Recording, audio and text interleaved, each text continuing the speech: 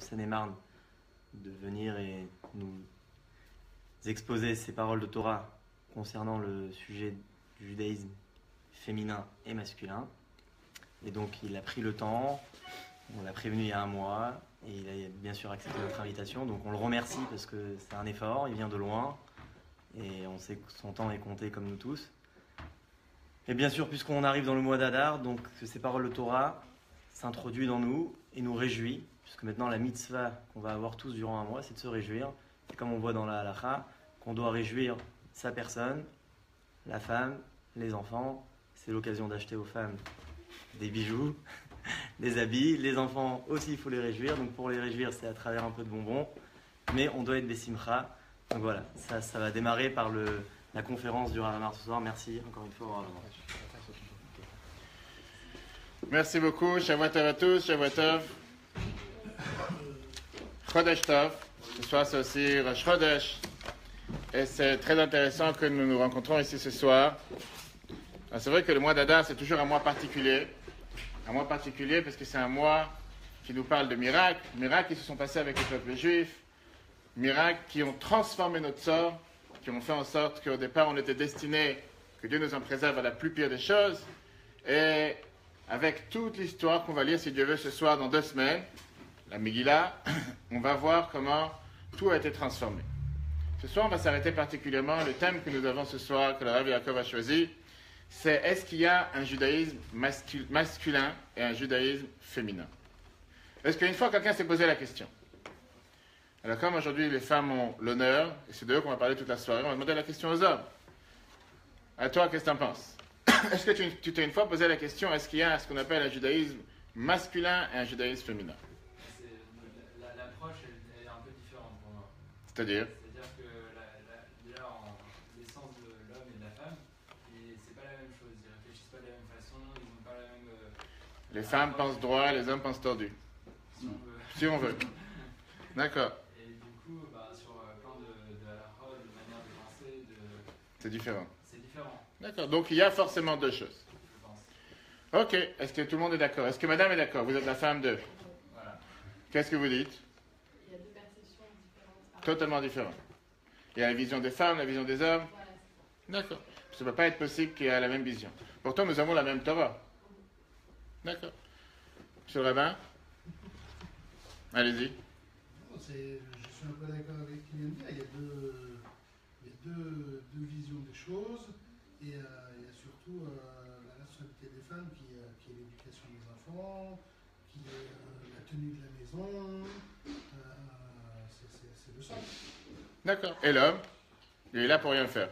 Non, l'homme, il est moins présent à la maison, il est plus dehors. Donc pour faire tenir la maison et les enfants, le judaïsme, il se repose plus sur les femmes au niveau de la maison. D'accord. Monsieur n'est pas d'accord. Pas du tout, mais vraiment pas du tout. Je vois que vous êtes très énervé. Ah, pas du tout. Ah non, je rigole. Alors dites-moi, pourquoi vous n'êtes pas d'accord? Non, parce qu'on ne peut pas faire une généralité sociale générale pour tous les gens. Chaque cas est individuel. Chaque est individuel. Quand on parle du judaïsme, est-ce que vous pensez qu'il y a un judaïsme masculin et un judaïsme féminin? Il y a un judaïsme. Il y a un judaïsme tout court. Il n'y a pas de différence. Une manière d'interpréter pour chacun, D'accord. sa façon, Oui. une approche différente peut-être, en fonction de ses compétences intellectuelles, ses savoirs, de ses origines, etc. Et tout. Mais il n'y a pas de 2 judaïsmes différents. La fonction est différente entre les femmes et les hommes, donc l'approche est différente. D'accord. Sauf qu'il y a un judaïsme pour tous. Bien sûr. Ok. À vous. Même moi, je pense que c'est un judaïsme, c'est le même, non? Le même, il n'y a pas de différence. Exactement la Il même y a chose. des répartitions de tâches un petit peu différentes. Il ne faut pas oublier que quelles que soient les évolutions de la société, c'est quand même la femme qui porte les enfants, c'est pas l'homme. Malgré tout, ça lui donne moins de mobilité et peut-être un peu plus se rattacher au foyer. Et voilà, c'est des choses qui me paraissent évidentes. Dans le reste, c'est vous qui allez nous le dire. Ah, d'accord. À vous. Bonsoir, chez Botov. Allez-y. En fait, moi, je ne comprends pas trop la question de dire judaïsme féminin ou masculin. C'est assez étonnant comme question. Et puis, pour moi, il y a un judaïsme qui s'adresse À tout le monde. ce que je peux dire, c'est que il y a en effet des choses qu'on demande à l'homme de faire et des choses qu'on Donc il y a un judaïsme, et après chacun sait. Voilà. D'accord. D'accord. Et vous? D'accord avec tout le monde? Donc, d'accord. Et vous? Un seul judaïsme. Alors, vous avez bien dit, c'est une bonne question, et c'est une question qui nous laisse réfléchir. Alors, bienvenue et Shabbat Tov à tous ceux qui nous regardent sur Facebook en direct. Et vous allez voir qu'on va voir ce soir ensemble que c'est pas si simple que ça, cette question. Pas seulement c'est pas si simple, on va voir une deuxième question avant de rentrer dans le vif du sujet. On a parlé la semaine dernière, on a reçu la Torah, la paracha d'Yitro. Cette semaine, qu'est-ce que nous venons de faire? Mishpatim.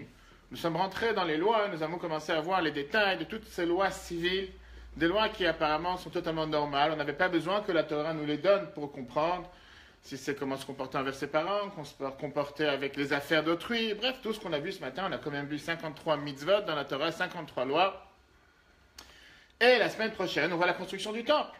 Or, nous savons que ces 3 parachiotes qui sont fondamentales dans la Torah nous parlent de ce qui a un avantage pour les femmes sur les hommes. Et d'après la Torah, ce qu'on va voir ce soir, pas seulement que la femme est considérée le pilier de la maison, qui est en hébreu à Keret Habayit, mais beaucoup plus que ça, on voit comment, pour recevoir la Torah, comme on va tout de suite voir, Dieu a demandé d'enseigner, d'apprendre la Torah d'abord aux femmes et après aux hommes. Dans les lois que nous avons reçues cette semaine, on va voir comment, encore une fois, les femmes surpassent les hommes, et surtout la semaine prochaine, on va voir comment, pour la construction des temples, les femmes ont amené leurs dons et leur participation avant les hommes. Mais avant de rentrer dans ces détails, parlons d'une femme qui n'est pas du tout connue dans la Torah et qui est pourtant quand même une femme importante. Et ça, c'est bien sûr la femme de Moïse. Alors, je ne sais pas si on a une Tzipora parmi nous. Mais vous savez qu'elle s'appelait Tzipora? Oui, quelqu'un qui s'appelle Tzipora? Non. Ah. Ce qui nous intrigue et ce qui nous dérange. Est-ce que vous savez combien de fois Moïse a été mentionné dans toute la Torah? Moshe. Combien de fois on mentionne le nom de Moshe dans toute la Torah? Vous avez une idée? C'est pas parce que l'on est dans un betravad, mais la réponse, 770. 770 fois est mentionné le nom de Moshe dans tout le Tanakh, dans toute la Bible. Alors certainement qu'il était Lubavitch, ou certainement qu'il est parti une fois au 77, c'est ce qu'on appelle.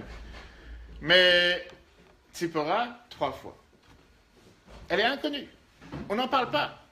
Et pourtant, on nous parle de toutes les autres matriarches, que ce soit Sarah, Rivka, Rachel, Léa, et beaucoup d'autres femmes nous parlent. Et cette mystérieuse femme, on la connaît presque pas, on n'entend pas du tout parler. Et on va tout de suite voir comment il y a une raison derrière, il y a un but derrière. Et on verra ensemble. On vient d'arriver cette semaine, on vient de commémorer le 29e Iloula de la femme du Rabbi, la rabbinite Chaya Mushka. On va voir qu'il y a une corrélation, un rapport entre les deux. Et qu'est-ce qu'on appelle un héros dans le judaïsme? Qu'est-ce qu'on appelle un héros dans le peuple juif? Qu'est-ce que ça veut dire être un héros? Être quelqu'un qui a fait quelque chose de gloire, de magnifique. Et tout ça va nous répondre à la question qu'on a demandé. Alors, est-ce que le judaïsme est masculin ou le judaïsme est féminin? Et est-ce qu'il y a une telle différence ou pas? Shabbat Tov. Tout le monde a répondu à la question, sauf vous. Alors, allez-y. Ça existe, ce qu'on appelle un judaïsme masculin et un judaïsme féminin, ou bien non, il y a un judaïsme pour tous, et chacun se débrouille. Hein? Pour tous. Ça veut dire, il y a un seul judaïsme, il n'y a pas de différence. Ok. On vient de sortir d'Égypte. Le peuple élu, le peuple choisi n'est pas encore là. On se rapproche du mont Sinaï. Et voilà ce que la Torah nous dit, les fameux versets qu'on a lus la semaine dernière. Base fondamentale du judaïsme. On va commencer à naître, on va commencer à exister. Et qu'est-ce qui se passe? Dieu il dit à Moïse, Kotoma le Bet Yaakov, ainsi tu diras à la maison de Jacob. Et écoutez bien les détails, parce que c'est énormément important. Vetaged l'Ibné Israël, et tu raconteras aux enfants d'Israël. Je répète, ainsi tu diras à la maison de Jacob, et tu raconteras aux enfants d'Israël. Ok. Viens le Midrash et Rashi nous mentionne tout de suite, en nous disant pourquoi ici cette redondance, apparemment on a l'air qu'il y a 2 fois la même chose. Qu'est-ce que ça veut nous dire? Viens le Midrash et nous dit que quand on nous dit la maison de Jacob, on parle de qui? Des femmes. Et quand on dit les enfants d'Israël, on parle des hommes. Et donc de là on a appris que quoi? Que Dieu, quand il a donné la Torah, il a décidé de d'abord parler aux femmes, de dire à Moshe, à Moïse, va parler d'abord aux femmes, et après de parler aux hommes. Première question, et ça c'est pour vous. Pourquoi une telle différence? Pourquoi Dieu ne pouvait pas enseigner la Torah à tout le monde ensemble? Pourquoi faire une telle différence? Pourquoi d'abord parler aux femmes et après aux hommes? Et moi, j'allais dire, c'est pas du machisme, mais pourquoi d'abord les femmes? Avec quel droit? Pourquoi pas parler d'abord les hommes? Et comme certains ont dit, les femmes sont occupées, enfants, etc. À la rigueur, il aurait dû enseigner la Torah d'abord aux hommes et après aux femmes. Et la question générale, pourquoi faire une telle différence? Pourquoi ne pas enseigner la Torah à tout le monde ensemble? Qu'est-ce que tu en penses? Je ne vais pas poser la question. C'est la première fois que vous entendez ça. C'est la première fois que vous entendez ça. C'est la première fois. Ok, il y a toujours une première, comme on dit. Non? Le Midrash, il nous le dit. Comme dans les 10 commandements, il dit respecte ton père et ta mère. Oui. Et Pourquoi d'abord ton père après ta mère? ou pourquoi pas les parents directement? Alors, tu as une très bonne question. À ça, le Rashi nous donne la réponse. Alors, rappelle-moi à la fin, si je n'ai pas répondu, je te répondrai à cette question parce que Rashi nous donne la réponse. Ok, le Midrash vient nous donner la réponse en nous disant pourquoi d'abord les femmes et après les hommes. Je vous lis la traduction du Midrash. Shemot Rabbah, il nous dit que c'est très simple. Parle aux femmes, donne-leur les grandes lignes, les grands chapitres, les têtes de chapitres aux femmes, et les enfants d'Israël qui sont des hommes, donne-leur tous les détails. Une autre explication, puisque les femmes en général, eux, ils se précipitent à faire les mitzvot, ils ont cette foi interne, donc ça leur suffit de leur dire les grandes lignes, tu n'as pas besoin de rentrer dans les détails. Tu dis à une femme, fais-moi un gâteau, elle a compris qu'est-ce qu'il faut faire. Elle prend la farine, prend le sucre, prend l'huile, elle sait ce qu'il faut faire. Tu dis à un homme, fais-moi un gâteau, tu n'es pas sûr que le gâteau il va sortir un jour. Ah oui, il y a des chefs, effectivement, il y a de ceux qui travaillent avec Top Chef et tous les autres styles de chefs. Mais en règle générale, ce n'est pas la norme. Et c'est pour ça que la Torah te dit, tu parles aux femmes. En règle générale, ça suffit largement. Tu parles aux hommes, rentre dans les détails. Ça, c'est une explication. Mais il y a ici quelque chose d'autre intéressant que le Midrash nous dit. Bonsoir, Shavuotov, Shavuotov.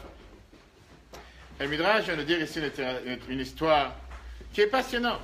Rappelons-nous qu'est-ce qui s'est passé au début de la création. Tout au début de la création, quel était le premier couple? Premier couple que la Torah nous parle. Adam et Ève, Adam et Chava. Adam et Ève. Et qu'est-ce qui s'est passé avec Adam et Ève? Je vous lis ce que le Midrash nous dit. Dieu, il a dit la chose suivante. Quand j'ai créé le monde, à qui j'ai parlé? J'ai parlé à l'homme. Et après ça, sa femme a entendu de l'homme l'histoire de ne pas manger de l'arbre de la connaissance. Et qu'est-ce qui s'est passé? Le monde, depuis, il en souffre du fait que tout a été pas comme prévu. Dieu, il a dit, cette fois-ci, je ne fais pas la même bêtise. Quand je donne la Torah, je commence à parler aux femmes. Si je parlais d'abord aux hommes, va savoir ce qui va m'arriver. Je n'ai pas entendu ça, c'est pas ce qu'on m'avait dit, c'est pas ce que j'ai compris, j'ai pensé à autre chose. Et la preuve, voilà ce qui s'est passé avec l'arbre de la connaissance. Dieu, il a dit, cette fois-ci, je ne refais plus la même bêtise. Maintenant, je parle, d'abord, je vais voir les femmes. Au moins, ils ont la tête claire. Au moins, ils savent de quoi je parle. Pour eux, les choses sont faciles, les gestes sont directs, ils savent exactement, ils comprennent les grandes lignes. Et après, j'irai voir les hommes.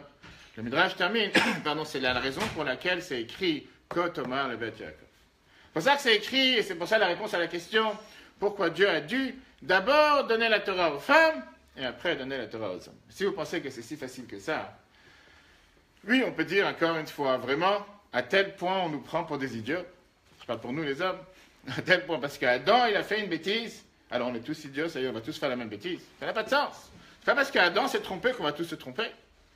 On aurait pu écouter la Torah depuis le départ. Hein? Il y a d'autres exemples, quoi, que les hommes sont tordus. Je sais pas. Les gens, ils vont vous dire, effectivement, dans la vie de tous les jours, si tu veux avoir les choses carrées, droit à la maison, parle d'abord aux femmes. Je pense pas que... Hein? Voilà, pas tout le monde est d'accord. J'ai pas pensé un instant que tous les hommes vont avaler ça facilement. Il y a beaucoup d'hommes qui vont vous dire, non, pas forcément la même chose. Ce qui nous dérange le plus, c'est que dans le verset, la Torah ne mentionne pas du tout les femmes. Je vous ai dit tout à l'heure, faisons attention au texte. La Torah nous dit, ainsi tu diras à la maison de Jacob, et tu raconteras aux enfants d'Israël. Dis-moi où tu vois ici le mot femme. Où dans ce verset on parle de femmes?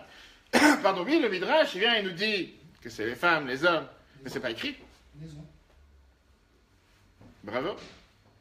Il y a ici un mot qui change, et c'est ce qu'on va tout de suite voir. La nuance, qui des fois fait toute la différence. Le fait qu'au départ, la Torah te dit maison de Jacob, enfant d'Israël. On n'a pas dit enfant de Jacob et maison d'Israël. On te dit maison de Jacob, maison de Jacob et enfant d'Israël. Et là est toute la réponse, comme on va voir. Magnifique explication que le Rabbi a donnée en 1972. Un groupe de femmes qui étaient présentes. Vous savez que 2 fois par an, le rabbi descendait dans la grande synagogue. Je ne sais pas si quelqu'un parmi vous est parti une fois prier dans la synagogue du rabbi à New York. Et c'était que des femmes. 2 fois par an, c'était pour les femmes et les filles. Et le rabbi parlait particulièrement pour les femmes. Leur devoir, leur mission. Et en 1972, le rabbi a donné la réponse à cette question. Mais avant de rentrer dans cette réponse magnifique, voyons encore un détail important, qui est la manière comment on voit, on a demandé tout à l'heure, judaïsme masculin ou féminin, et on voit clairement qu'il y a les mitzvot qui sont dépendants du temps, comme par exemple mettre le tefillin tous les jours, pendant le jour et pas la nuit, dire le Shema à certaines heures, Shofar Rosh Hashanah, la Souka à Sukkot, et beaucoup d'autres mitzvot qui dépendent du temps, qu'on sait très bien que les femmes ont été exemptées. Ce qui ne veut pas dire qu'ils ne peuvent pas les faire. On sait que depuis des centaines d'années, beaucoup de femmes ont pris sur eux la coutume et l'habitude de faire les mitzvot qui dépendent du temps. Mais la question qui nous dérange, si Dieu est venu et il a donné d'abord les commandements aux femmes, en donnant d'abord la Torah aux femmes et après aux hommes, parce qu'on a dit tout à l'heure que les femmes vont forcément pas se tromper, parce que les femmes, ils ont besoin, et pour eux ça suffit d'entendre les grandes lignes, alors pourquoi ils ont été exemptés de tant de mitzvot? Pourquoi ils ont été exemptés de tous ces commandements qui dépendent du temps? On aurait dû faire l'inverse, puisque les femmes sont l'essentiel, le pilier. Eux, ils auraient dû recevoir tous les commandements. Et les hommes, ils auraient dû recevoir la moitié, ou une partie, ou pas avoir affaire avec les commandements qui dépendent du temps. Et là, on voit que d'un côté, on nous dit, à qui on enseigne la Torah d'abord? Aux femmes. Pourquoi? Parce qu'on ne veut pas faire la même erreur qu'il y a eu au départ, parce qu'ils ont besoin de savoir les grandes lignes, et on leur fait confiance sur la ligne et sur toute la suite. Les hommes, secondaires, mais ils reçoivent tout l'éventail, tous les détails, tous les commandements positifs, négatifs, qui dépendent du temps, pas du temps. C'est injuste. Quelle est la réponse? Vous avez une fois réfléchi à ce problème, comment ça se fait que les femmes, ils ont moins de commandements que les hommes? Ils sont déjà mensualisés. Oui. C'est-à-dire, c'est des prélèvements, c'est quoi? Quel rapport? Je ne savais pas qu'ils avaient des mensualités. Quelle mensualité ils ont? Ils ont déjà calculé. On a un cycle. Et donc? Et c'est pour ça que quoi? Qu'ils doivent avoir moins de commandements? Quel rapport? Vous avez raison peut-être. Mais j'essaie de comprendre. Pourquoi? Pourquoi l'un dépend de l'autre? Vous allez voir. Il dit déjà que c'est l'essentiel, ils connaissent les piliers, les choses. Oui, mais encore une Alors fois. après, si on fait aussi les piliers, on ne peut pas faire aussi les détails. Ça fait. Des fois, avec la base, on peut pas rentrer. Si on ne rentre pas dans les détails, si tu dis à une femme, fais-moi un gâteau, elle ne sait pas quoi mettre dans le gâteau, tu ne verras jamais la couleur du gâteau. Et il sortira jamais. Tu dois bien savoir les détails. Alors, je fais confiance qu'elle est au courant des détails, mais il faut bien avoir des détails quelque part. Quand on parle de la maison de Yaakov, c'est on parle avant Israël. Oui. Déjà ça. Et justement, avec cette question, c'est une partie de la réponse. Comme on l'a dit tout à l'heure, on fait attention à la nuance et la phrase que la Torah a employée. Parce que Ainsi, tu... Yaakov ne s'appelle pas encore Israël. Exactement. Et alors, justement, c'est quoi la réponse? Pourquoi pour les femmes, on a parlé de Yaakov, et pourquoi pour les hommes, on ne parle d'Israël? Je disais tout à l'heure, le rabbi nous dit ça en 1972. Passionnant, riche et intéressant. Qui nous fait comprendre justement ces deux dimensions de judaïsme qui existent, même si on n'est pas forcément en accord avec deux dimensions. Qui a ce qu'on appelle la maison de Yaakov, et les enfants d'Israël. Et qu'est-ce qu'on fait allusion quand on parle à la maison et les enfants? Oublions maintenant d'abord Yaakov et Israël. Comme vient de dire M. le rabbin, Yaakov était beaucoup avant Israël. Tout le monde sait très bien qu'au départ, Yaakov ne s'appelait pas Yaakov. Il ne s'appelait pas Israël. Il s'appelait Yaakov, c'est seulement après. Qu'est-ce qui s'est passé? Quand est-ce qu'il a été appelé Israël? La Torah nous dit Kisarita Emelokim Vemanashim Vatucha. Parce qu'il s'est battu avec l'ange, il s'est battu avec Dieu et avec un être humain, et il a gagné la bataille en pleine nuit. C'est pour ça qu'il a été appelé Israël. Mais au départ, à la naissance, comment il a été appelé? Yaakov. Et qu'est-ce que ça veut dire Yaakov et Israël? Alors entrons dans les détails. Voilà une étude qui a été faite à l'université de Wisconsin, en Amérique, aux États-Unis. Il y a quelques années, sur 5000 femmes et 5000 hommes. C'est pas juste quelques pourcentages.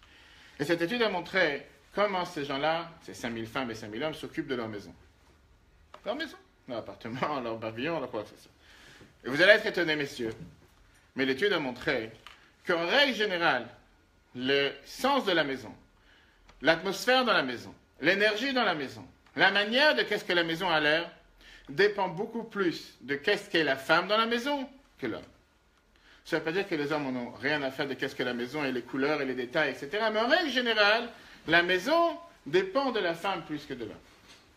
Je ne sais pas si c'est les couleurs de peinture ou les couleurs de carrelage ou si c'est les meubles. Mais en règle générale, après cette étude, les femmes s'investissent dans leur maison beaucoup plus que les hommes. Ce n'est pas par hasard que le Rabbi de Lubavitch, dans de nombreuses lettres, quand il nous parle de choisir une maison, où habiter, comment, etc., donne toujours le conseil de se conseiller avec sa femme. Parce que la maison, c'est pour la femme. Ça ne veut pas dire que l'homme doit être toujours dans la rue. C'est pas ce qu'on a dit. Mais en règle générale, la femme, c'est elle qui donne le ton, qui donne l'atmosphère, qui donne l'énergie, qui donne la couleur de qu'est-ce qui se passe dans la maison. Ça, c'est la maison. En général, ils prennent responsabilité pour leur maison, naturellement, sentimentalement, mentalement, et on peut rentrer dans beaucoup de détails pour savoir comment c'est quelque chose qui se passe dans la vie de tous les jours. Je suis d'accord qu'on trouvera des exceptions, et des fois, c'est pas la femme et c'est l'homme, mais en règle générale, ça, c'est ce que cette étude nous a montré. Bien, la Torah nous dit la chose suivante.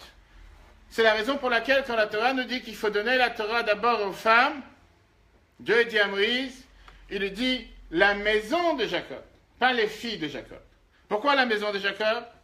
Parce que les femmes, d'abord nous rappellent tout de suite à l'idée de Jacob depuis la naissance, on va voir ce que ça veut dire. Et deuxièmement, nous font toujours l'allusion à ce qui est la maison, les fondations. Parce que par la force des choses, c'est eux qui sont le pilier de la maison. C'est pas pour rien que la Torah appelle la femme Akeret Abayit. Qu'est-ce que ça veut dire Akeret Abayit? Traduction. L'essentiel de la maison. Oui, effectivement, le mari est appelé le Baal Abayit, le patron de la maison. Mais, il ne faut pas oublier que la femme est appelée l'essentiel, le pilier de la maison. Et ça, c'est la raison pourquoi la Torah, quand elle parle des femmes, elle parle de Jacob et pas d'Israël. Parce qu'Israël, ça arrive à un stage beaucoup plus tard, beaucoup plus avancé dans la vie, pas au départ. Au départ, il s'appelait Yaakov. C'est seulement après, quand il faut commencer à se battre avec les défis, se battre avec toutes les difficultés, commencer à rentrer dans la vie et confronter toutes les difficultés qu'on peut confronter dans la vie. Là, on rentre dans la partie Israël. Mais tout au départ, on est d'abord la partie de Yaakov. Et c'est là aussi la raison pourquoi dans la Torah, l'identité juive est transmise par la femme. Si la mère est juive, l'enfant est juif. Pas si le père est juif. Et de l'autre côté, la catégorie du peuple juif. À quel groupe on appartient? Je ne parle pas des groupes sanguins. Si c'est Cohen, Lévi ou Israël, ça dépend du père. Quand je parle de l'identité, qu'est-ce qu'est la personne? Ça dépend de la mère. Les fondations de la maison. La maison par excellence. Quand je commence à rentrer dans les détails, quoi faire, comment faire, là, ça dépend déjà du père. Et là, il y a la même raison, comme on a dit tout à l'heure, on fait attention à la nuance. Pourquoi la Torah elle dit la maison de Jacob et pas la maison d'Israël? Et quand elle parle des hommes, elle ne parle plus de maison, elle nous parle des enfants, ce qui suit après, et Israël et pas Jacob. D'ailleurs, parlons d'enfants. Même dans le système, comment Dieu l'a créé sur terre pour avoir un enfant, bien sûr que le père il est pour quelque chose. Mais qui a ce sacrifice, ce changement, pas seulement un changement hormonal, mais un changement fondamental dans la personne pendant 9 mois? Ce n'est pas le père. Même s'il y a beaucoup de maris et de pères qu'en général, quand la femme est enceinte, ils veulent jouer comme s'ils sont enceintes. Ils ont exactement les mêmes problèmes, ils n'arrivent pas à dormir la nuit, ils ont tellement que... Ils essayent d'imiter, de partager, si on va dire, ce qui se passe avec leur femme. Mais la réalité, ce n'est pas ça que Dieu a créé sur terre. Ça ne veut pas dire que les pères ne sont pour rien. Et si on avance la suite dans la vie d'un enfant, les premières années, c'est pas que le papa n'a pas le devoir de se lever dans la nuit pour s'occuper de son fils ou de sa fille, pour donner un biberon, changer une couche. Mais la réalité est qu'en règle générale, la maman, au premier réveil, au premier appel de son enfant, va tout de suite ne pas pouvoir dormir. Alors que des fois, tu as un père que toute la nuit, je vois des gens qui sont en train de se marier, je peux demander de noms et prénoms, après on va voir si ça se passe chez tout le monde. Tu as des fois des hommes que toute la nuit ils dorment comme si rien n'était. Et quand il se réveille le matin, et sa femme lui dit, mais t'as pas entendu, j'ai pas dormi la nuit. Pourquoi? Le bébé, il n'arrêtait pas de pleurer. Il fait, ah bon? Je sais pas de quoi tu parles, de quel bébé tu parles? Il y a un bébé dans la maison, pas au courant. Il a fait exprès, il n'a pas fait exprès. On va pas les juger pour le mal, on va les juger pour le bien. Certainement qu'il était tellement approfondi dans l'étude, il n'a pas pensé à se réveiller. Mais la réalité, elle est qu'une maman, ça se passera jamais. Ça n'arrivera jamais qu'une maman, toute la nuit, elle va rester à dormir. Et c'est le père qui va s'occuper toute la nuit. Et quand elle va arriver le matin, le père dit, qu'est-ce qui s'est passé hier? Tu sais ce qui s'est passé hier soir? Et là, elle va dire, t'as pas entendu que le bébé l'a pas? Ça n'existe pas. Peut-être, encore une fois, on ne va pas faire de généralité, parce que j'ai vu tout à l'heure qu'il y a des gens qui ne sont pas forcément d'accord. Peut-être qu'il y a une exception, il y a quelqu'un qui est devant moi, je ne dis pas son nom, que peut-être que c'est la femme qui dormait toute la nuit et le mari qui était réveillé. Mais en règle générale, ce n'est pas ce qui se passe. Et ça suit, c'est exactement la même lignée, c'est la même raison. Comment la Torah elle a fait les choses, maison de Yaakov et les enfants d'Israël. Alors revenons à la question qu'on a demandée au départ. Parce que ce midrash, ce n'est pas un simple midrash qui vient nous dire Adam et Ève, pour ça Dieu a décidé de changer les règles générales et les détails. Parce que oui, qu'on veuille ou qu'on ne veuille pas, il y a deux aspects dans le judaïsme. J'ai rien contre vous.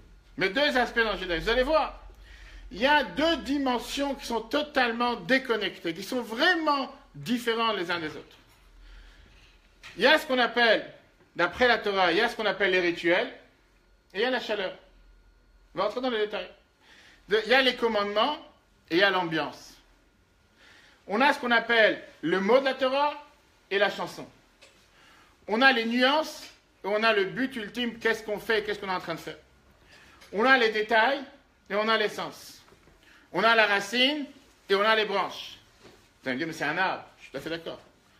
Mais un arbre qu'avec des branches sans racines, pas forcément là.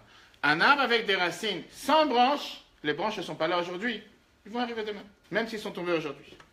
On a ce qu'on appelle le corps et l'âme. Oui, c'est le même corps, le même être humain, mais un corps sans âme n'a pas de sens. Une âme sans corps, elle existe. Sauf qu'elle n'est pas dans un corps, mais elle existe.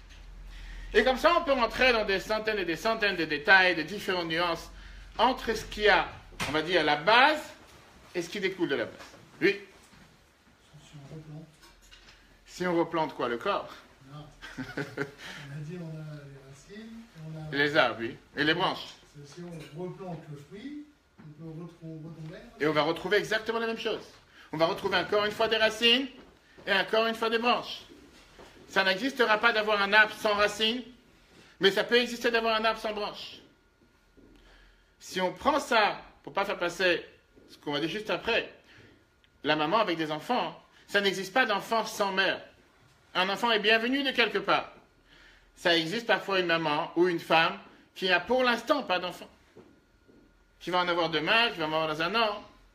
Mais ça n'existe pas un enfant qui peut dire « je suis venu de nulle part ». Il est forcément venu, bien sûr, il est aussi venu d'un père, cher monsieur. Mais comme on l'a dit tout à l'heure, ça dépendait énormément du sacrifice et des efforts de la femme. Et donc, quel est le but pourquoi on fait les mitzvot? Pourquoi Dieu nous a donné 613 commandements? Pourquoi tellement de commandements? Pourquoi tellement de lois? Pourquoi tellement de détails? On a à peine reçu la Torah la semaine dernière. Et déjà, cette semaine, on n'a même pas le temps de se reposer, on passe à 53 commandements. C'est fort. Donne-nous le temps de respirer, on vient de recevoir la Torah, on vient d'arriver, Mishpatim, mais on commence à nous rentrer dans des centaines de détails. Je me dis, mais pourquoi tellement? Donne-moi un commandement, deux commandements. Qu'est-ce que tu commences à nous rentrer dans centaines de lois qui apparemment n'ont pas de sens? Parce que quand on parle de ce qui est la vision du judaïsme, le but même pourquoi nous faisons les mitzvot, et sur ça il n'y a aucune différence, quelle mitzvah que ce soit, mettre les tefillin, allumer les bougies de Shabbat, aller au mikvé pour une femme, faire le kiddush, la base, l'essence, le tronc est toujours le même, qui est s'attacher avec Dieu. Le but même pourquoi je fais une mitzvah, c'est pour m'attacher avec Dieu. On ne rentre pas maintenant dans les détails, dans la base. Que ce soit mettre les tefillin pour un homme le matin, que ce soit mettre la tzedaka, que ce soit faire une prière, que ce soit allumer les bougies, peu importe la mitzvah, qui dépend du temps, qui ne dépend pas du temps, qu'il soit positif, qu'il soit négatif, n'importe quelle mitzvah que je fais, à la base, c'est pour s'attacher avec Dieu. Et ça reste là. Ça, c'est la base, l'essentiel, le tronc, les racines. Après, il y a comment rentrer dans les détails. Là, on va commencer à voir ce qu'on appelle les nuances. Bien sûr que c'est aussi important. Comment on fait les mitzvot et de quelle manière le faire. Personne ne discute. Mais à part l'importance de comment faire les mitzvot, c'est d'abord la base fondamentale. Je ne fais pas une mitzvah parce que ça me fait plaisir. Je ne fais pas une mitzvah parce que ça m'arrange. Je ne fais pas une mitzvah parce que je me sens à l'aise. Bien sûr qu'il faut avoir plaisir quand on fait une mitzvah. Mais c'est surtout pour s'attacher avec Dieu. Et d'ailleurs, c'est ce qu'on dit dans la bénédiction quand on fait une mitzvah. Shavuotov. Baruch ata Hashem. Qu'est-ce qu'on dit juste après? Hachak edeshanu b'mitzvotav v'tzivanu. Qu'est-ce que ça veut dire Hachak edeshanu b'mitzvotav v'tzivanu? Que Dieu nous a sanctifiés, nous a séparés, nous a mis, réservé pour faire ces mitzvot. Mais qu'est-ce que ça veut dire, Vetzivanu? Il nous a attachés. Par ça qu'on fait une mitzvah. On s'attache avec Dieu. Ça, c'est la base fondamentale. Viens la Torah, elle te dit, tu parles aux femmes, cherche la base. Cherche l'essentiel. Cherche ce qui est fondamental. Les racines. Ce qui va donner le tronc. Tu parles aux hommes, donne les branches. Tu parles à la femme, l'essence même de la Torah, l'essence même du judaïsme. Oui, ce sont deux dimensions différentes et bien sûr qu'on doit avoir les deux. Bien sûr que dans un couple, il faut un homme et une femme. Bien sûr que pour un enfant, il faut un père et une mère. Mais on ne peut pas se voiler la face, nous les hommes, de considérer le sacrifice et les efforts qui sont mis de côté de la mère à part égale avec les efforts qui sont mis du côté du père. Et si quelqu'un il dit qu'il a fait les mêmes efforts, apparemment il n'a pas eu un enfant pour l'instant. Je ne peux pas dire autrement. Quelqu'un qui va dire que pendant 9 mois de grossesse, il fait autant d'efforts que sa femme, peut-être parce qu'il s'occupe de sa femme, mais il ne peut pas dire qu'il a quelqu'un qui lui tape dans le ventre toutes les nuits et qu'il essaie de dormir d'un côté, de dormir de l'autre côté. Je ne parle pas en connaissance de cause, mais grâce à Dieu, je suis papa, j'ai des enfants, je sais ce que ma femme m'a raconté. Et quelqu'un qui va dire, c'est exactement les mêmes efforts que l'homme, que la femme, pardon, lui aussi il est à plaindre, si on peut dire. Lui aussi doit avoir un congé paternité, comme c'est inventé dans certains endroits. Pourquoi pas? Et je ne pense pas que le congé il est fait parce que monsieur doit se reposer. C'est plus pour aider sa femme, si c'est utilisé à bon escient, comme on dit. Alors avec ça, on répond à la première partie qu'on vient de voir, qui est, qu'est-ce que ça veut dire? Pourquoi Dieu il est venu voir d'abord les femmes, en leur disant, voici ce que tu diras à la maison fondamentale, les fondations de Jacob, et pourquoi tu viendras parler après en règle générale et dans les détails, pas seulement les bases, les fondations, mais tu rentreras dans les détails aux hommes. Maintenant, on va voir aussi la réponse à ce qu'on a ouvert tout à l'heure comme parenthèse. Pourquoi les hommes ont toutes les mitzvot? Si vous vous rappelez la question, on a dit que c'était injuste. Apparemment, on aurait dû donner tous les commandements aux femmes et moitié des commandements pour les hommes, puisque de toute façon, ils sont considérés secondaires. Là, on a la réponse. Quand tu parles d'un commandement qui dépend du temps, tu commences à entrer dans les détails. C'est plus la base. C'est plus quelque chose de global, de général. C'est le jour, pas la nuit, la semaine, pas Shabbat. Ah, tu rentres dans les détails, ça c'est pour les hommes. Quand tu parles de ce qui est les bases fondamentales, il n'y a pas de différence ici entre le temps, jour, nuit, Shabbat, semaine. Ça c'est pour tout le monde. Bien sûr, aussi les femmes. Et on sait très bien que les femmes n'ont pas été exemptées de toutes les mitzvot qui dépendent du temps. Ils ont été exemptés, surtout ceux qui sont les mitzvot positives. Les mitzvot négatives, ils ont le devoir de les faire comme les hommes. Ça, c'est la réponse à ce qu'on vient de voir. Premier paragraphe, premier chapitre sur cette différence, cette introduction. Pourquoi Dieu il a cherché à donner la Torah d'abord aux hommes, aux femmes, et après chez un homme, et après les hommes. Maintenant, on va répondre à la deuxième question qui est la base de ce qu'on voit ensemble ce soir. Judaïsme masculin et judaïsme féminin. On a demandé tout à l'heure la question, si vous vous rappelez, qui était la femme de Moïse? C'est le rabbin. Qui était la femme de Moïse? Sipora. On a demandé tout à l'heure combien de fois elle est mentionnée dans la Torah? Ah, c'est un homme qui répond. Bien sûr. On a demandé tout à l'heure que dans la Torah, elle est mentionnée 3 fois seulement. Alors que l'homme est mentionné 770 fois. Pas parce qu'il était Lubavitch, mais presque. 770. Tapez sur Google ce soir, vous allez voir, c'est vrai. Dans le Tanakh en général. Non, elle 3 fois. Pas un homme. Les femmes, ils n'ont pas ce problème. Les femmes, ils comprennent depuis le départ. C'est les hommes qui font toujours l'erreur. C'est de chez nous. Comme je vous ai dit tout à l'heure, on a eu, Shabbat dernier, on a commémoré le 29e Milula de la femme du Rabbi. Et pour tous ceux qui ont entendu parler du Rabbi, avec tout ce que le Rabbi représente dans le monde, sur toute la planète, combien de gens sont capables de me dire, est-ce qu'ils ont entendu parler autant de sa femme? Oui, on a parlé parce que c'était son jour de Hilula la semaine dernière. Mais avant ça, même de son vivant, c'était presque une femme inconnue. Monsieur, j'ai beaucoup d'amis ce soir. Dites-moi, vous avez rencontré la femme du Rabbi? Non, je ne l'ai pas rencontrée. Ah, mais Elle avait une importance capitale. J'ai dit qu'elle n'avait pas d'importance. Non, mais elle était connue. Connue de quoi? Elle Qui? était déjà de la dynastie. Ah, ben on va y arriver, attendez. Mais combien de gens sont partis la voir? Ça, c'est autre chose. Combien de gens l'ont vue réellement? Je vois que j'ai retenu une anecdote. Quand le Rabbi est sorti avec la campagne d'allumer les bougies de Shabbat, en 1974, 5734, Il y avait bien sûr des jeunes Lubavitch qui allaient dans la rue à Manhattan et partout pour demander à des femmes, des filles, est-ce que vous avez allumé les bougies de Shabbat? À plusieurs reprises, vendredi après-midi, des jeunes de la yeshiva ont arrêté une femme à Manhattan. Et ils sont partis la voir en lui demandant, est-ce que vous êtes juif? Est-ce que vous avez allumé les bougies de Shabbat? Est-ce que vous savez que... Et plusieurs reprises, c'était la femme du rabbi. À tel point, les jeunes de la yeshiva n'étaient pas au courant comment elle avait l'air. Alors, il y a beaucoup de réponses qu'elle a données, on verra ça après, mais il y a beaucoup d'autres histoires intéressantes sur elle, pour montrer comment elle était tellement discrète. C'est ce que j'ai dit tout à l'heure, tellement inconnue. Culture ashkénaze. Ça y est, on commence. C'est vrai, on commence à rentrer dans le vif du sujet. Mais non, on commence à rentrer dans le vrai. Combien d'ashkénazes il y a ici? Je ne savais pas. Combien d'ashkénazes il y a ici? Un seul. D'accord. Et chez les ashkénazes, les femmes sont discrètes? Il n'y a que chez les séfarades. Pas tous. Donc, ça dit, vous tenez que puisqu'elle était ashkénaze, c'est pour ça qu'elle était discrète. Parce que forcément, les femmes séfarades ne sont pas discrètes. Non, pas forcément pour ça. Ah. Entre autres, ça fait partie de la culture. Ça fait partie de la culture. Que chez les ashkénazes, on est discret, chez les séfaradim, on n'est pas discret. C'est pas moi qui l'ai dit, hein, c'est ce que monsieur dit. Non, pour les gens qui... Ah, moi, j'ai pas dit ça. Non, moi. Mais vous dites, d'accord, pourquoi pas? C'est un avis, on peut entendre. Pourquoi pas que chez les ashkénazes, les femmes sont plus discrètes. D'accord, si vous Non, dites. j'ai pas dit ça. Alors, j'ai bien compris, excusez-moi. J'ai dit que dans l'incorporation de la culture orthodoxe classique Oui. de sa génération, les femmes étaient en général d'une très grande discrétion.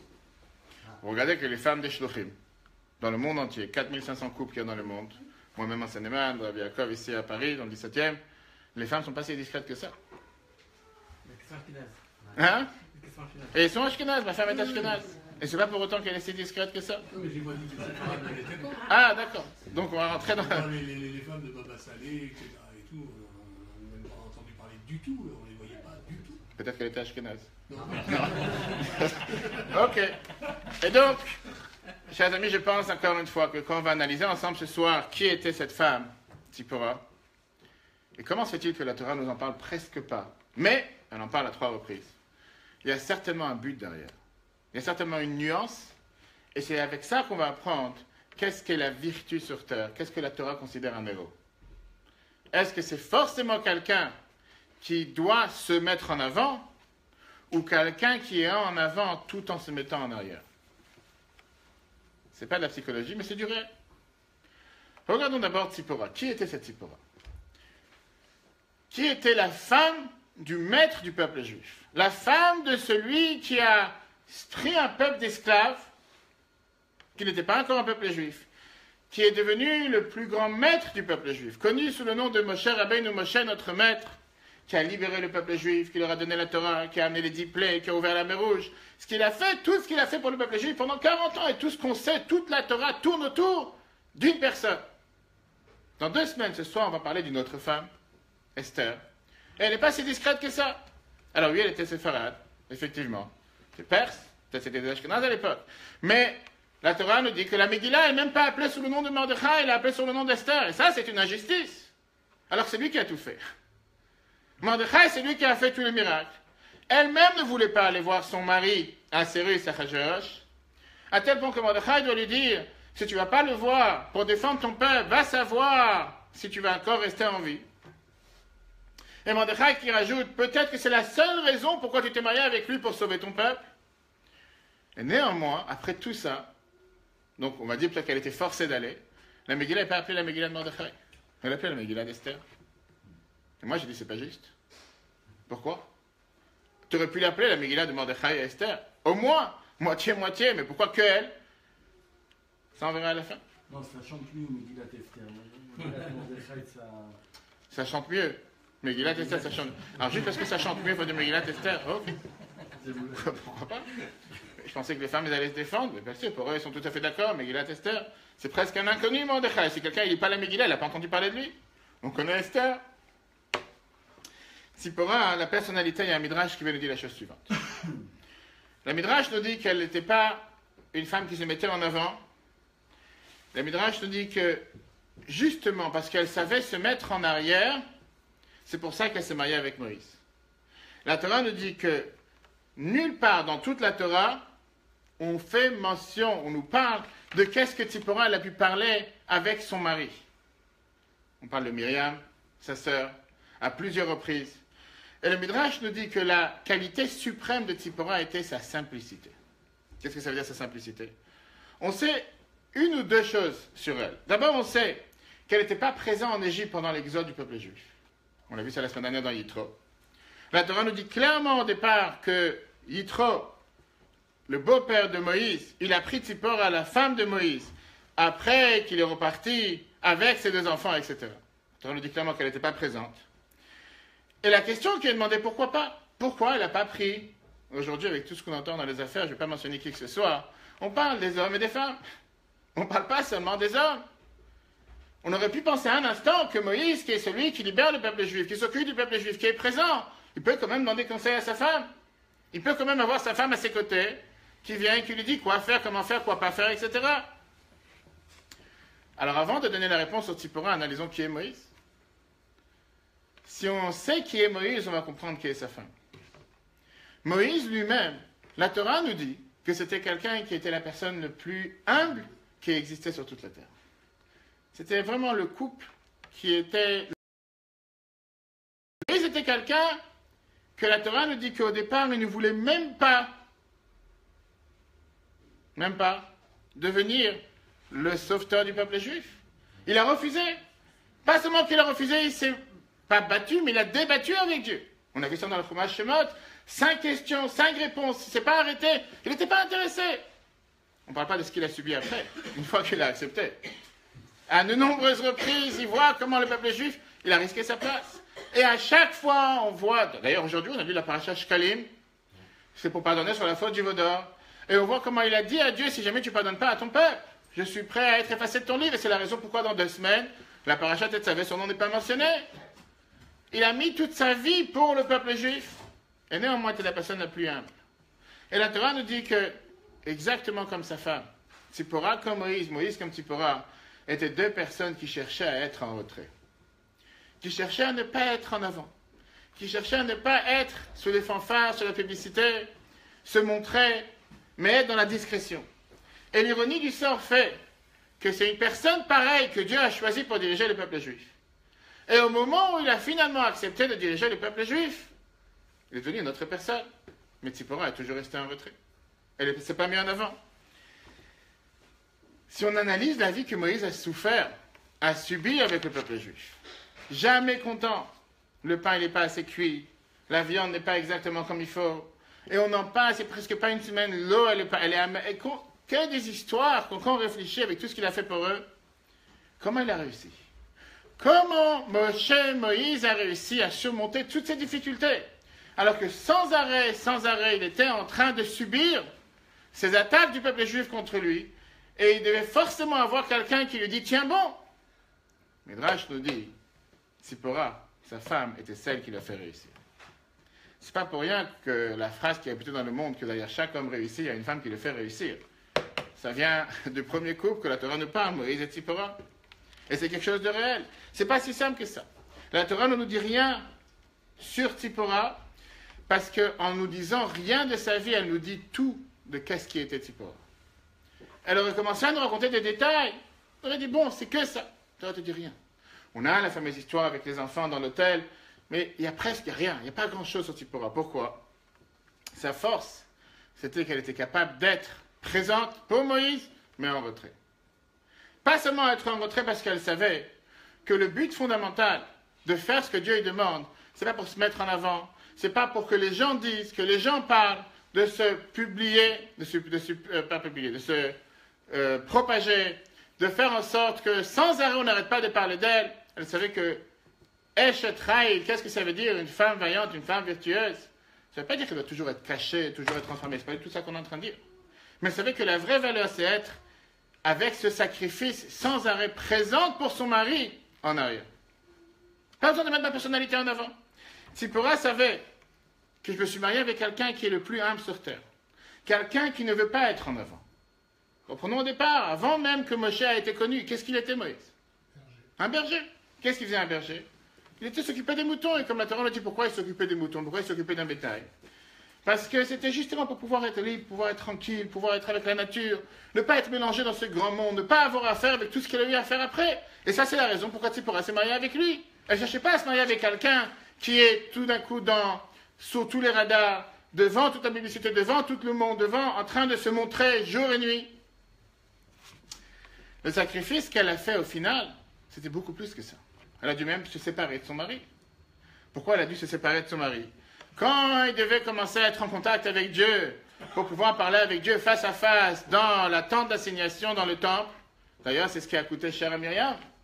Quand Myriam, qui ne pensait pas dire du mal de sa belle-sœur, mais elle est partie voir Aaron en lui disant, j'ai de la peine pour Tzipora, parce que depuis que Moshe il est ensemble avec Dieu, ils ne sont plus ensemble.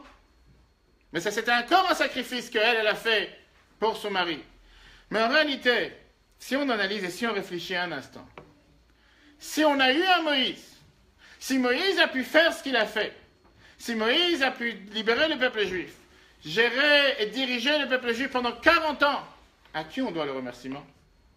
À qui on doit la reconnaissance? Bien sûr, vous allez me dire, c'est Moïse qui a tout fait. Mais s'il n'y aurait pas eu Tzipora derrière, il n'aurait rien fait. S'il n'y aurait pas eu sa femme derrière, qui était là pour le pousser, l'encourager à être présent pour lui, Moïse n'aurait pas été le Moïse qu'on connaît aujourd'hui. Et donc c'est seulement grâce à Tzipora, grâce à sa femme, qu'on a eu le Moïse qu'on a aujourd'hui. Et là vient toute la définition de qu'est-ce que ça veut dire un héros dans le peuple juif. Combien de gens, quand on parle d'un héros, quand on parle de quelqu'un qui est un grand héros, qu'est-ce que ça veut dire la définition d'un héros? C'est quoi un héros? Un homme en tête. Un homme en tête, ça peut être une femme, pourquoi? C'est un exemple. Un homme, mais comment on définit quelqu'un qui est un héros? Par sa réussite. Comment? Par ça qu'il est connu, par ça qu'il est fameux. Un héros dans ses 4 pieds, dans ses 4 murs, que personne n'a entendu parler, c'est pas un héros. Un héros, c'est quelqu'un que tout le monde a parlé, que ce soit un héros sportif, que ce soit un héros qui a fait quelque chose, que le monde entier, que tout le monde a entendu parler. C'est un grand héros. Viens la Torah, elle te dit que la vision dans la Torah, c'est quoi un héros? C'est pas quelqu'un qui est publié, qui est mis en avant, mais c'est quelqu'un qui est mis en arrière. D'où on le sait. La Hakeda, sacrifice d'Yitzhak. La Torah nous dit comme quoi, si jamais on n'aurait pas parlé du sacrifice d'Yitzhak dans la Torah, personne jusqu'à aujourd'hui n'aurait entendu parler. D'abord, il n'y a pas de sacrifice. Mettre les choses claires, pas comme certaines religions essaient de déformer en disant qu'il y a un sacrifice d'Ishmaël et que le sacrifice a pris place. On sait très bien que dans la Torah, il n'y a pas eu de sacrifice. C'était un des tests, une des épreuves que Dieu lui a données. Mais, la Torah te dit clairement qu'il y avait Abraham et Yitzhak, ils étaient tout seuls. Et c'est ce qu'on dit dans la prière tous les matins, la paracha de la Hakeda. Qu'ils ont même laissé Eliezer en bas de la montagne et ils sont montés tout seuls. Il n'y avait absolument personne. Et c'est une des manières comment on est reconnaissant à Abraham qu'il n'a pas fait ça pour devenir fameux, publicité, que tout le monde parle de lui. Il n'y avait absolument personne avec lui. Et néanmoins, il a fait ce que Dieu lui a demandé parce qu'il cherchait à faire ce que Dieu lui demandait. Et ça, c'est ce qu'on appelle un vrai héros. Si la Torah ne nous l'aurait pas raconté, on n'aurait pas été au courant jusqu'à aujourd'hui. Revenons à ce qu'on a dit tout à l'heure par rapport à la rabbinite, la femme du rabbi. Mais avant, c'est une histoire du Baal Shem Tov. Vous savez que samedi soir, c'est toujours un moment propice pour raconter des histoires de tzadikim. Le Baal Shem Tov a raconté une fois à ses disciples la chose suivante. Il y a quelques années en arrière, je suis parti dans la ville de Tzfat, la ville de Safed, à Jérusalem, en Israël. La ville de Safed est connue comme une ville kabbalistique, une ville où... Tzfat. Safed en français. Tzfat. Tout le monde sait c'est quoi Tzfat? Il n'y a pas de souci, Tzfat. Safed. En français, on déforme toujours les choses. C'est pas.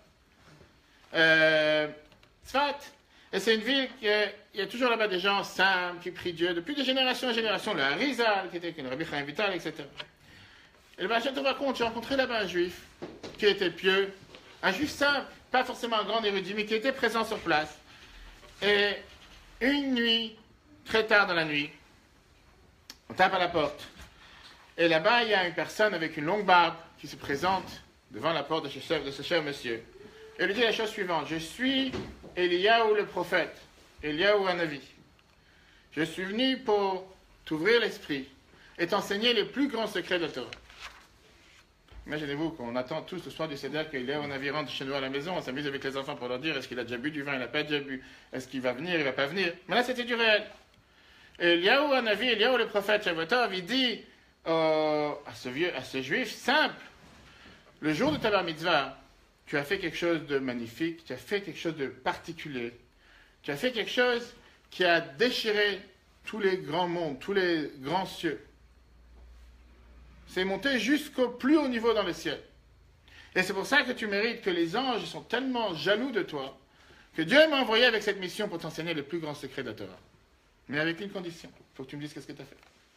Qu'est-ce que tu as fait de particulier le jour de ta bar mitzvah, tu es des années en arrière, pour que tu sois si méritant que Dieu m'envoie sur terre pour venir te voir, pour t'enseigner les secrets de la Torah. Qu'est-ce qu'il a répondu, ce Safédien, ce juif de Tzfat, de Safed? Il a dit la chose suivante. Ce que j'ai fait, ça ne regarde que Dieu. Ça ne regarde aucune créature sur terre, aucun ange. Quant à tes connaissances, tu peux te les garder. Il a répondu comme un bon Israélien répond. J'espère qu'il n'y a pas d'Israélien. Il a répondu les choses claires. Et ce que j'ai fait, de quoi ça te parle? Ça ne te regarde pas. C'est entre moi et Dieu. Ça ne te regarde pas. Eliyahu, Hanavi, le prophète, a essayé de le supplier en lui demandant, je t'en supplie, fais quelque chose. Dis-moi, je n'ai pas été envoyé sur terre pour rien. Il ne voulait rien savoir. Il dit, ça regarde que Dieu, ça ne te regarde pas. Et Eliyahu, Hanavi, il est parti. Et bien, Shem va terminer l'histoire en disant, ça c'était moi dans l'incarnation précédente. Et c'est une des raisons pourquoi on sait très bien que le Baal Shem Tov, quand il est arrivé sur terre, il ne s'est pas dévoilé tout au départ. Pendant plusieurs dizaines d'années de sa vie, il était totalement caché. C'est seulement après, une fois que son maître est venu et lui a dit qu'il arrivait le moment que tu te dévoiles, que là il s'est dévoilé. Comment on dit en hébreu un héros? Il y a quelqu'un ici qui parle bien l'hébreu? Hein? Héros. Qu'est-ce que ça veut dire, Gibor? Fort. Ça n'existe pas en hébreu un mot héros. Oui, aujourd'hui, on traduit héros, Gibor. Je suis d'accord, vous avez raison. Quand on veut dire un héros, on dit un Gibor. Mais Gibor, la traduction, c'est un fort. C'est pas un héros. Pourquoi ça n'existe pas? Parce que la Torah, justement, elle tient que, en langage hébreu, qui a tout son sens, héroïsme, ça n'existe pas dans la Torah. Un vrai héros, c'est pas quelqu'un qui est ce qu'on peut penser dans le monde. Qu'est-ce que c'est un héros? C'est quelqu'un qui est beaucoup plus travaille et sert Dieu de manière interne que de manière externe. Ce qui ne veut pas dire, il ne faut pas confondre avec le devoir que nous avons tous de propager et publier les mitzvot que nous faisons. Le Rashba nous dit, mitzvah le farsem c'est mitzvah, c'est une mitzvah de publier et de propager ceux qui font des mitzvot. C'est la raison pour laquelle dans n'importe quelle synagogue vous allez sur terre, on a toujours des plaques avec le nom de la personne qui a sponsorisé telle et telle chose. Apparemment, s'il faut faire tout dans la discrétion, pourquoi propager? Parce que la Torah, elle tient que c'est une mitzvah de propager, parce que grâce à ça, on peut encourager des autres personnes à pouvoir faire une mitzvah. Mais ce n'est pas propager pour me rendre fameux, pour me rendre quelqu'un qui a tellement de gloire et qui devient un héros. C'est propager pour pouvoir pousser à des autres personnes à faire des mitzvot. Pas parce que c'est un but en soi. Le seul but, c'est de servir Dieu, rien faire d'autre. Une maman qui se lève au milieu de la nuit, quand le bébé il pleure, pour donner à manger, pour changer une couche, ou quoi que ce soit qu'elle peut faire pour son enfant, c'est une vraie héros. Est-ce que quelqu'un en fait de ça des fanfares et quelqu'un il fait une plaque en disant voici la femme de la vie, la femme merveilleuse, que cette nuit elle s'est réveillée toute la nuit, elle n'a pas dormi alors que moi j'étais en train de dormir? Personne. Mais ça c'est justement ce que la Torah considère, qu'est-ce qui est considéré un héros. Pas quelqu'un qui cherche à faire les choses dans la lumière, pas quelqu'un qui cherche à se montrer devant tout le monde, et que quand on rentre dans le fond du sujet, pas forcément il fait grand-chose.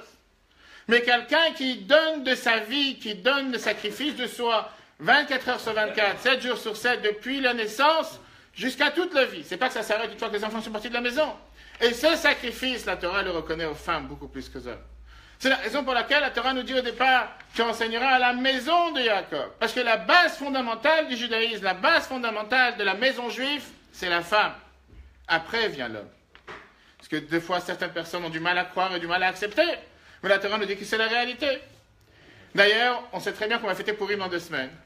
Et on sait qu'une des seules fêtes qui ne va pas être annulée quand Mashiach sera là, Purim et... Presque. On dit que Kippour et Purim, ça se ressemble. Hanouka et Purim. Quelque chose de bizarre dans Hanouka. Disons que ce soir, c'est Hanouka.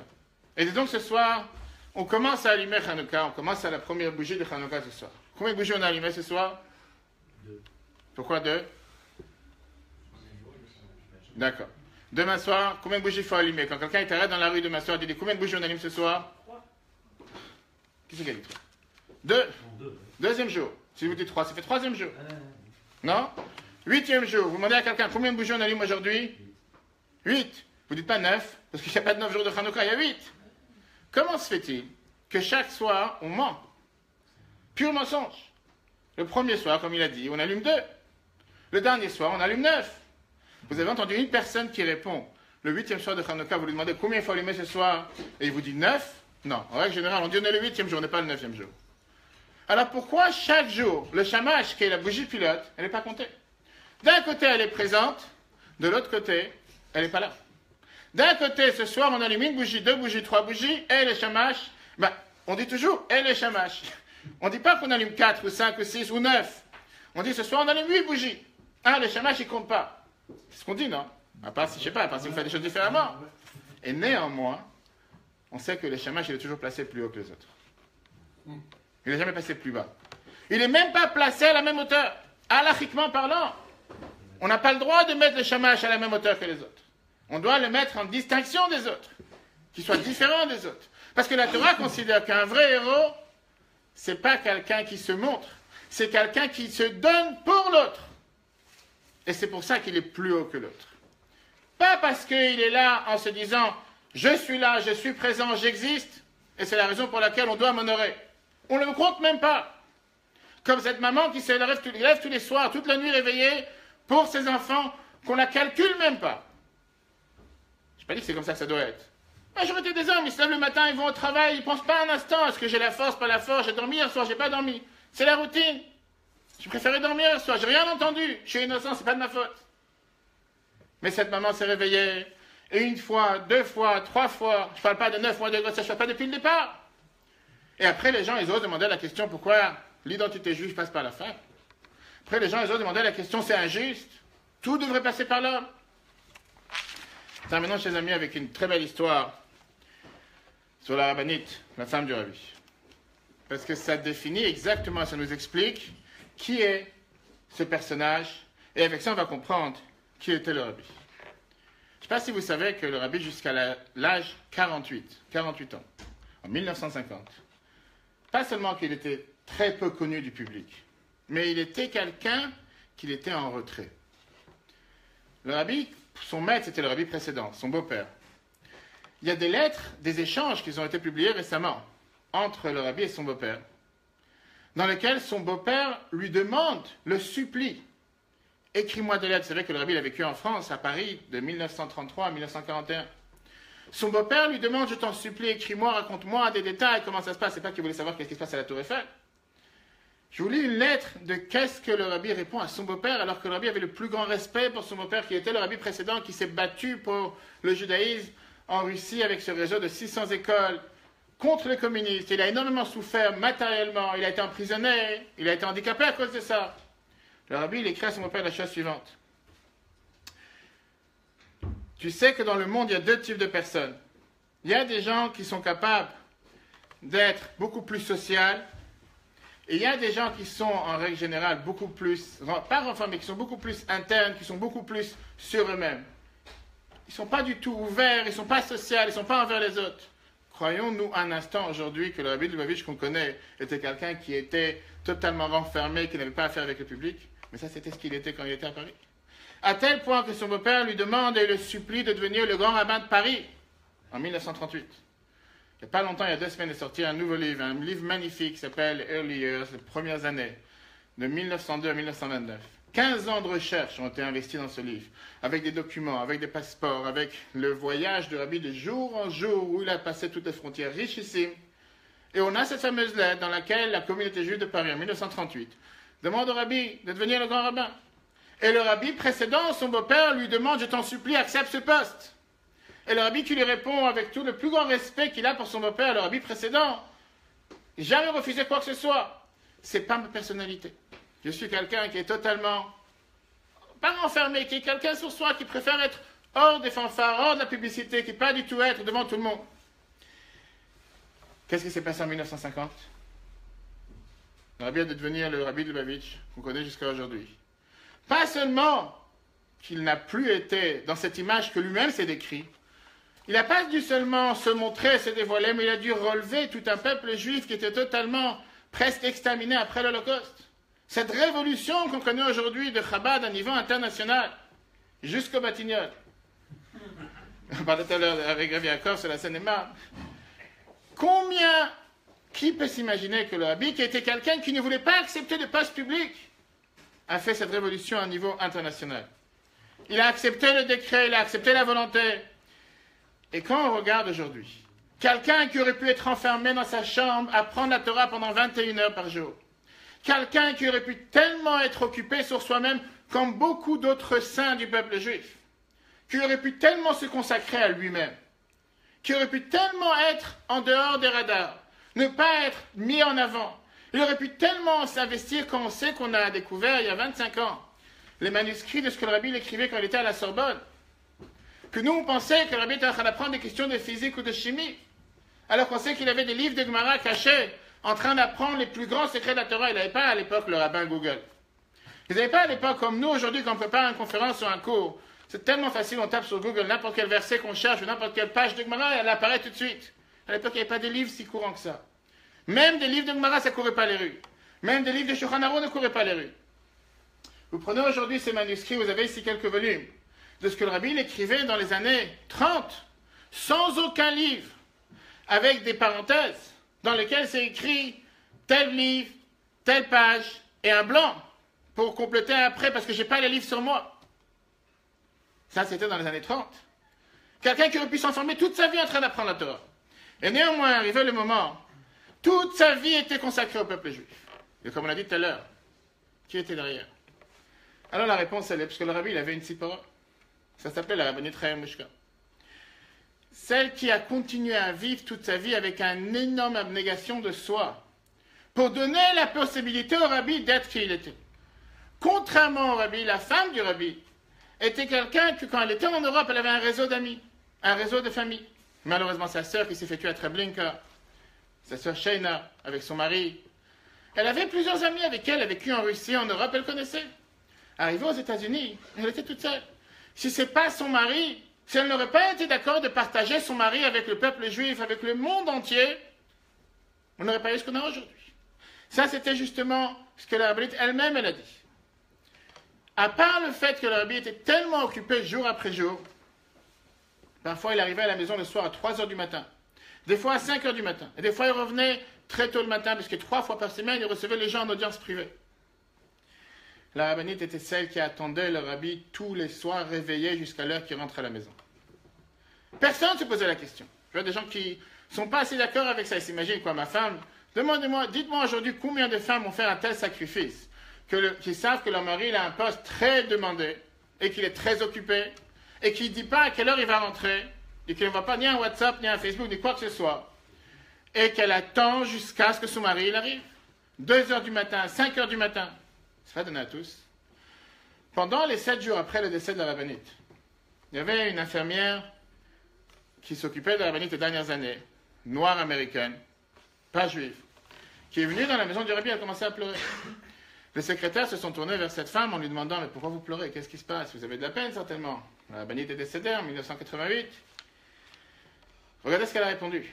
Cette non-juive, elle a dit « Je pleure pas tellement pour ce que la rabbinite nous a quittés. Bien sûr, malheureusement, elle nous a quittés. Femme âgée, je pleure beaucoup plus par rapport à la personne qu'elle a laissée derrière, le rabbi. Parce que je sais qu'est-ce qu'elle représentait pour le rabbi. Elle a dit, je vais vous dire une chose. Chaque jour, quand le rabbi venait à la maison pendant un quart d'heure pour prendre un thé avec le rabbinite, ce quart d'heure, c'était pas le rabbi que vous connaissez. C'est la personne la plus relaxe, comme s'il n'avait rien sur tête. Aucune situation critique du peuple juif, aucun discours à préparer, aucune audience privée, comme s'il n'y avait plus rien sur terre. Il n'y avait que lui et sa femme réunis, et c'était le moment qu'ils passaient ensemble tous les jours. Pour le rabbinite, c'était ce qui lui donnait l'énergie pour 24 heures. 15 minutes par jour, mais c'était un moment que chaque jour, ils réussissaient à être ensemble. Ça, c'était la tzipora de notre génération. Ça, c'est ce que la Torah considère le judaïsme féminin. Ça, c'est la raison pour laquelle la Torah nous dit que quand on doit enseigner la Torah, quand on doit transmettre l'identité juive, c'est la femme. Et ça, c'est ce que la Torah nous dit, qui demande et qui dépend de chacun d'entre nous aujourd'hui. Dernière histoire, pour vous montrer encore une fois quel est ce sacrifice que la rabbinite a fait et qu'est-ce qu'il est demandé de chacun d'entre nous. Une maman qui appelle un matin en 1966, à 3h30 du matin, un téléphone au secrétariat du rabbi. Et elle dit, c'est une situation de mort ou de vie. Le rabbi il est déjà parti chez lui à la maison, 3h30, il venait de partir. C'était une nuit qui était un peu tôt pour avoir fini le travail quotidien. En général, des fois, ça durait beaucoup plus tard. Et elle était vraiment désespérée au téléphone. Elle appelle en disant que son bébé vient de tomber par terre. Et il s'est gravement blessé. Et il est en situation critique. Les docteurs, ils sont en train de débattre à l'hôpital quoi faire. Est-ce qu'il faut opérer ou pas opérer? Et elle, désespérément, elle a besoin du conseil du rabbi, savoir quoi faire, et la bénédiction du rabbi. Le secrétaire du rabbi répond en disant, je suis désolé, mais il faudra attendre jusqu'au matin. Le rabbi vient de partir chez lui. Nous sommes encore au bureau parce que le rabbi vient de partir, mais je ne vais pas déranger le rabbi chez soi à la maison. Et elle crie en larmes en disant, mais c'est vraiment une question de vie ou de mort. J'ai besoin d'avoir la réponse du rabbi tout de suite à 3h30 matin. Le secrétaire, il voit qu'il a une maman qui pleure et qui est vraiment hystérique, et c'est une question de vie ou de mort, il ne sait pas quoi faire. Il réfléchit et il dit, je vais téléphoner à la maison du rabbi. Il téléphone à la maison et il s'est dit, si jamais quelqu'un répond, la première des choses que je vais dire, je m'excuse de vous déranger en plein milieu de la nuit. C'est pas quelque chose que j'aurais fait comme ça de manière courante, mais là c'est vraiment une question, un enfant qui risque de mourir, que Dieu nous en préserve, je dois agir. Dès qu'il téléphone à la maison, la personne qui répond, c'est la bénite, la femme du rabbi. La femme répond au téléphone et elle lui dit en yiddish, qui parle? Qui est au téléphone? Et la première des choses qu'il dit, je suis désolé pour appeler si tard et je m'excuse. Je sais que c'est une chutzpah, c'est une arrogance d'appeler si tard, mais il y a une femme ici qui a besoin d'une bracha du rabbi, d'un conseil. C'est une question de vie ou de mort. La première des choses que la rabbinite répond à ce secrétaire, elle dit la phrase suivante. Je vous lis le texte. Pourquoi tu demandes pardon? Pourquoi tu es si désolé que ça? Au contraire, mon mari et moi, on a été envoyés sur Terre, sur cette planète, pour servir le peuple juif qui est dans le besoin 24 heures par jour, 7 jours par semaine. Le fait que tu m'appelles à ce moment, tu nous aides à remplir notre mission. Je n'ai pas envie de demander ici, en levant les mains, combien de personnes sur Terre, si on les aurait appelées pour quelque chose de très important à 3h30 du matin, ils auraient répondu de la même manière. Peut-être tout le monde. Peut-être c'est un public particulier. Tout à l'heure, la Viacol m'a dit qu'on a affaire avec un public particulier. Et je vois, c'est peut-être très particulier. Mais on sait comment autant le rabbi était dévoué au peuple juif. On ne peut pas oublier un instant comment la rabbinite, sa femme, était dévouée au peuple juif. Et on sait qu'est-ce que cela, ça représente pour chacun d'entre nous aujourd'hui. La Gemara nous dit sur Rabbi Akiva qu'il a parlé sur sa femme en disant que s'il a 24 000 élèves, tout ce que j'ai, c'est grâce à elle et pas grâce à moi. Rabbi Akiva qui disait ça. Pas besoin d'attendre notre génération. Et ça, chers amis, c'est ce qu'on va fêter dans 2 semaines avec la fête de Purim. Pourquoi la Megillah d'Esther? Pourquoi pas la Megillah de Mordechai? Parce que Esther, qu'on veuille ou pas, c'est elle qui a joué le rôle majeur, le rôle essentiel pour la libération du peuple juif. Bien sûr que son oncle, son cousin, d'après les différents avis, était aussi pour quelque chose, on ne va pas lui en vouloir. Et on a tout le respect pour notre cher Mordechai, et bien sûr qu'il, dans la pièce de théâtre, il a joué un très bon rôle. Mais celle qui a donné sa vie, qui a risqué sa vie, qui a mis sa vie en danger, elle-même le dit. Si jamais le roi ne veut pas m'ouvrir, ou si jamais je vais voir le roi sans permission, il risque de me tuer. Elle savait clairement qu'elle met sa vie en danger pour sauver son peuple. Ce n'est pas forcément quelque chose qui est acquis facilement. C'est Esther qui l'a fait. Vers la Torah, on donne le crédit à Esther. Voilà, chers amis. Pour ça, ce soir, nous avons essayé, malgré les différents avis au départ, de comprendre pourquoi nous avons un judaïsme masculin, pourquoi nous avons un judaïsme féminin. Bien sûr qu'à la base, on a tous le même judaïsme.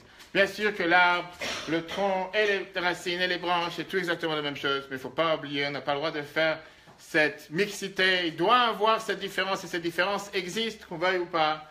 À nous d'apprendre du sacrifice de toutes ces femmes du peuple juif.